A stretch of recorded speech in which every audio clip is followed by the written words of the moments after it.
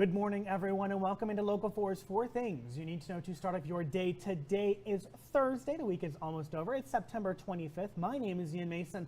We have a lot of news to get to this morning, so we're going to go ahead and jump right in.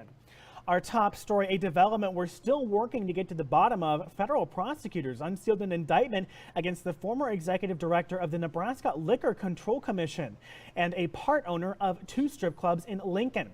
FBI agents allege Herbert Roop protected the liquor licenses of the clubs with Brent Zawick in exchange for free dances and other sexual acts.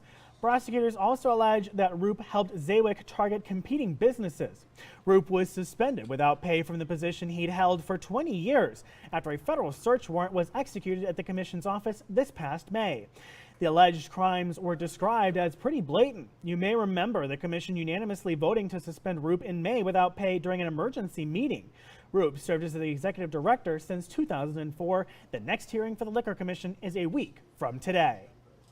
And during this time of year, it's a good opportunity for a reminder about staying alert and sharing the road. In the Midwest, as farmers get out into fields for the harvest season, we'll start to see more farm equipment on the roads, especially out in the country. The Centers for Disease Control website also suggesting to check in on neighbors and family who are farmers, as harvest season is stressful due to long hours and economic fluctuations. And make sure when you're out on those country roads and you come to an intersection, best idea to stop even if you don't have a stop sign.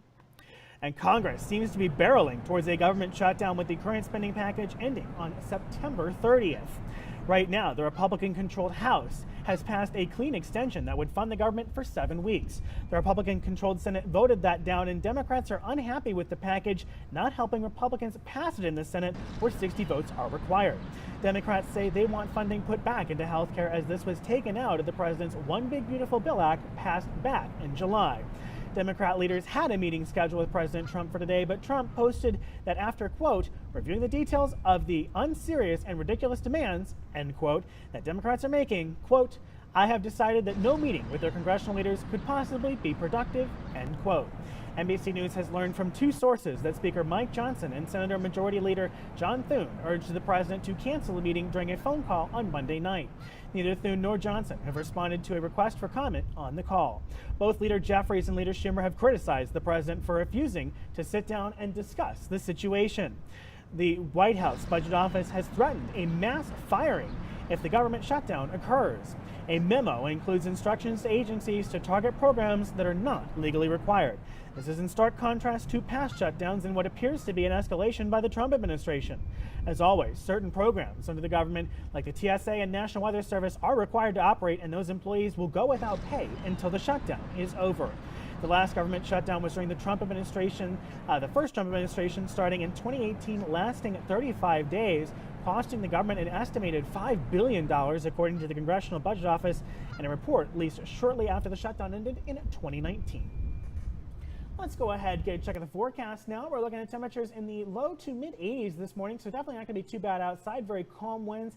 Sunny day outside. There's really not much to talk about as far as our forecast is concerned.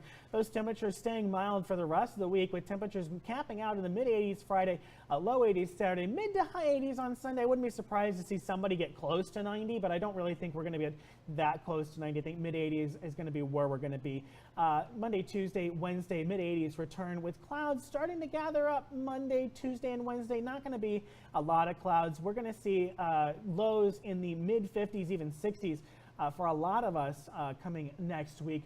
The thing to note is we could have some rain like next Thursday, Friday, but really that's a small chance, and we're far enough away from that. It's just going to be too hard to predict when and if that will happen, at least at this point.